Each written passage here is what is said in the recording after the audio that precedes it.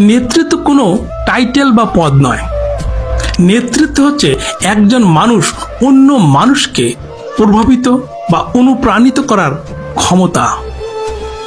একজন মানুষের মধ্যে যদি সঠিক নেতৃত্বের গুণাবলী থাকে তবে সে একদল অযোগ্য লোককেও অনেক বড় অর্জনের দিকে নিয়ে যেতে পারে।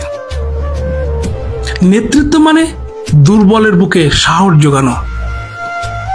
নেতৃত্ব মানে অন্যদেরকে সফল হওয়ার সুযোগ করে দেওয়া এবং সফল হতে দেখা। নেতৃত্ব মানে ক্ষমা করা এবং ক্ষমা করতে শেখানো। নেতৃত্ব মানে নানা উপায়ে অন্যদের জীবন সুন্দর করার সুবর্ণ সুযোগ। নেতৃত্ব যদি নিজের ইচ্ছা বা স্বার্থ পূর্ণ করা সুবর্ণ সুযোগ নয়, তাই প্রত্যেকটা নেতার এই সমস্ত গুণাবলী বা বৈশিষ্ট্য থাকা অবশ্যই প্রয়োজন।